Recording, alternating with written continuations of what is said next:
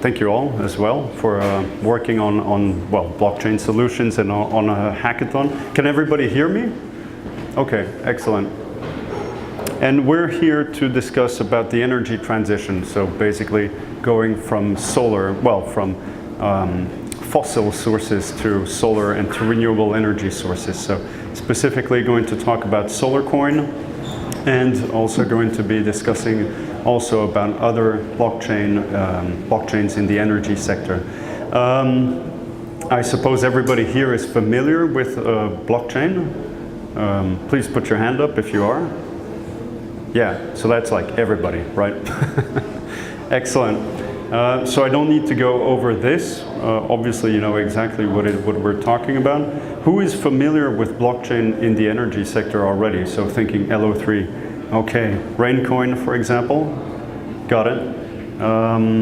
Has anybody heard about SolarCoin then? Are you active with it? All right.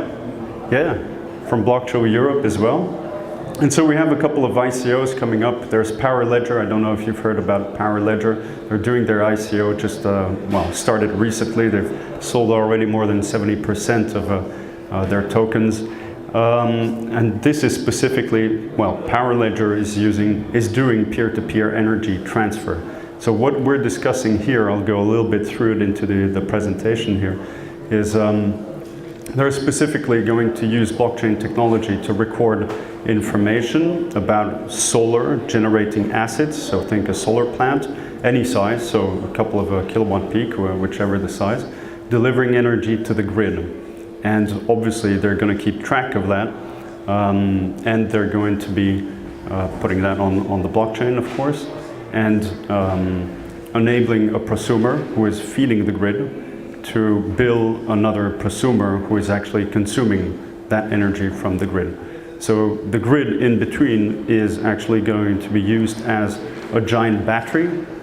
Think of, on one side, someone who is actually feeding into the grid this energy, and someone who's actually using that energy from the grid. And the utility is going to bill with the acceptance from the prosumer, so the person who is actually feeding the energy from his solar panels into the grid. They're going to be billing then this consumer. That means that anybody can actually start producing solar power. It can be any source of solar power. You can put it onto the blockchain, obviously, and you can start billing your energy. So think about your Tesla, for example, if it's going to be starting to delivering energy, if it has, or your car, any car, if it has a thin coating of solar panels on the car, for example, or think your rooftop, think your mobile phone, if it has a coating of thin film, for example, all of those can actually actively participate into the network and into the blockchain. So Power Ledger is one of those companies doing that, but LO3 Energy actually has the exact same business model. Power Ledger is in Australia, so obviously they're located on an island. LO3 Energy, they're in New York, and so they have probably a bigger market, I would say, in the US. And they have developed, they came up with a concept with the Brooklyn microgrid. And so specifically, again, what they're designing is a huge grid, obviously, where people are delivering energy into the grid and billing each other for that energy which is being fed into that grid. Grid Singularity is the company, I would say, most evolved here in Europe. They're based out of Vienna. They're moving to Berlin. They're actually in Berlin now, but they were in Vienna.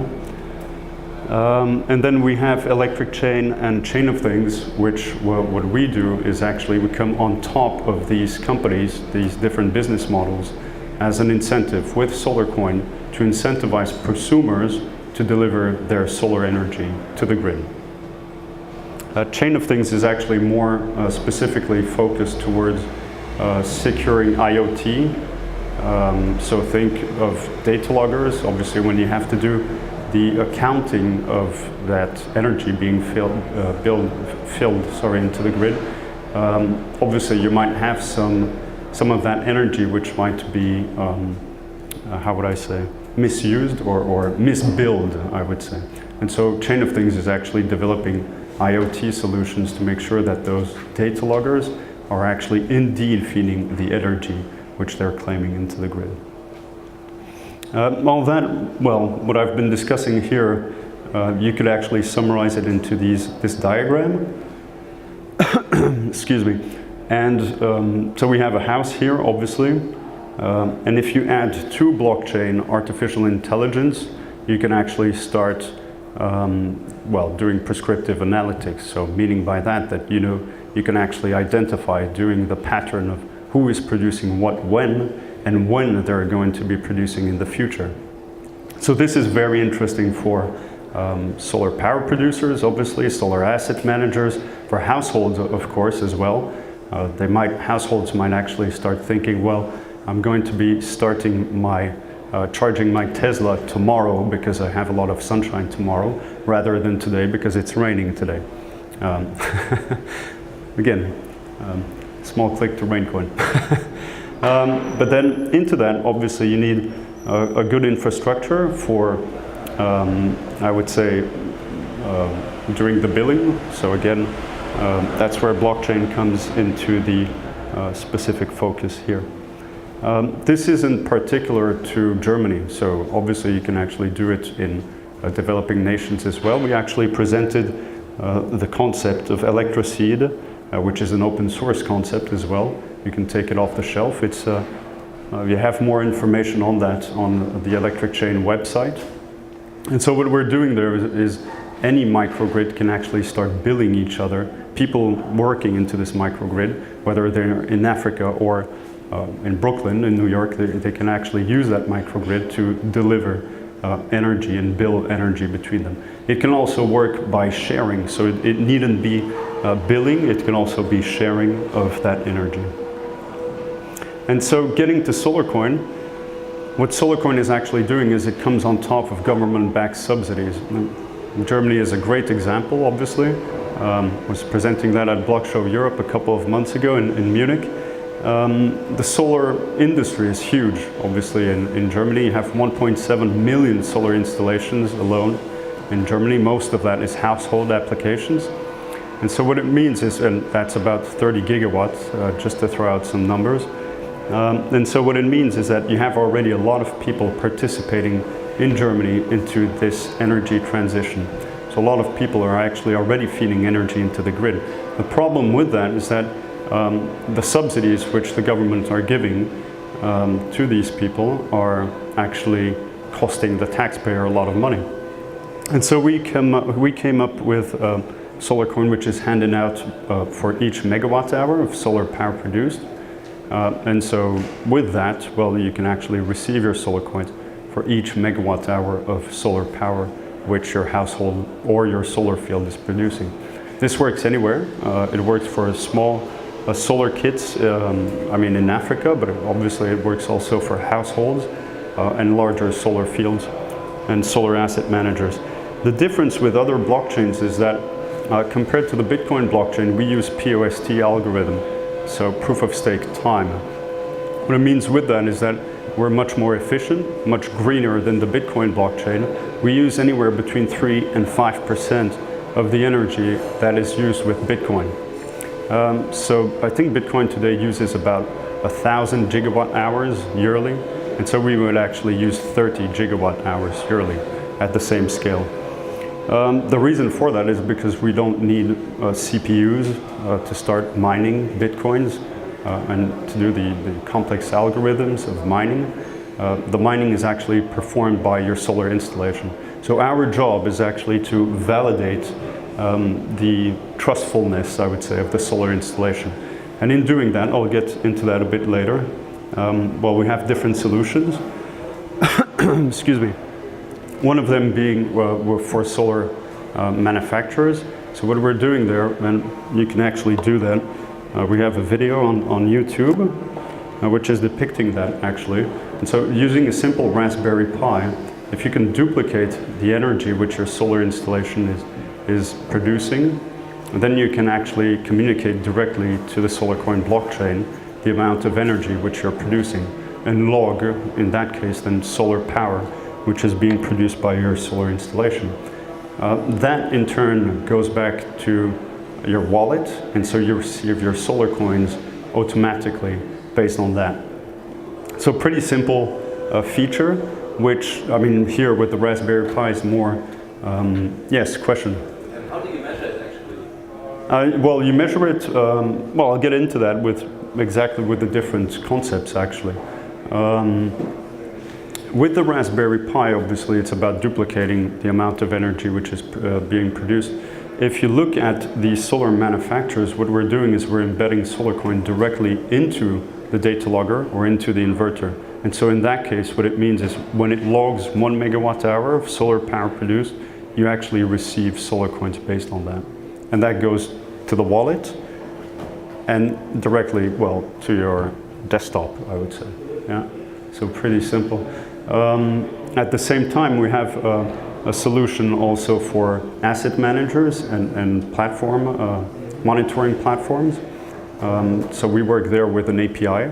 And so instead of working with data loggers, you actually receive your SolarCoins based on, well, on the data available through the monitoring platform.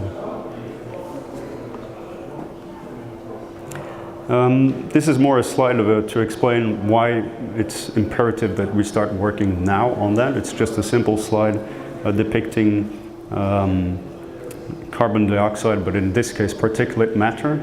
So there's a lot of that around. There's actually a lot of that in the northern countries. This is actually due to inter alia diesel particles. So diesel was invented in Germany, but solar is being applied in Germany as well. So that's good. And these are curves which are actually depicting also how much energy is being produced, is being installed.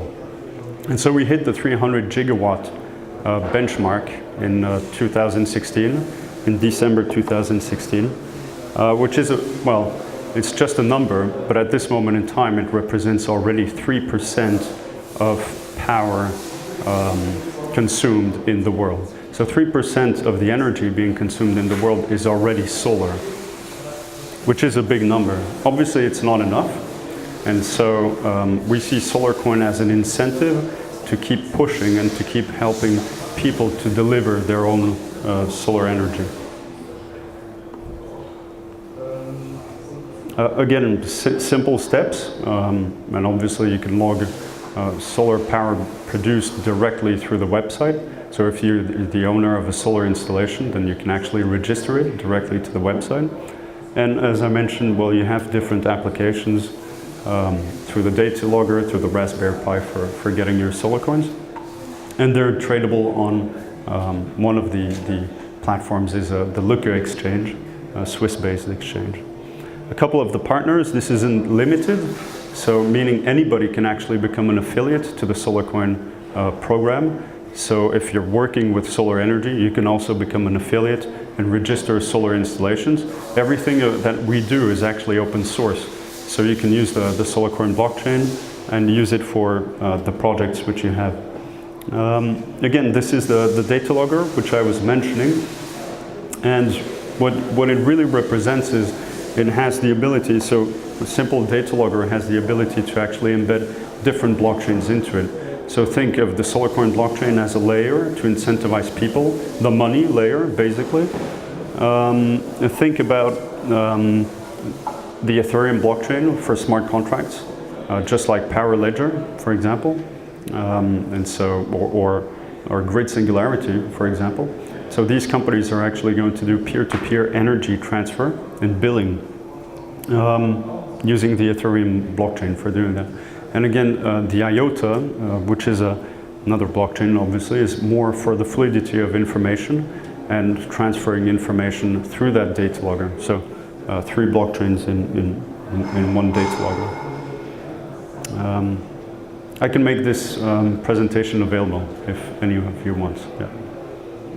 A couple of our partners, we have the European crowdfunding network supporting the SolarCoin network. The Sun Exchange, which I'm sure some of you might have heard of. And we've presented at the UN. We're a member of the European Solar Association. Yeah, a couple of logos there. All right, cool. Well, thank you very much.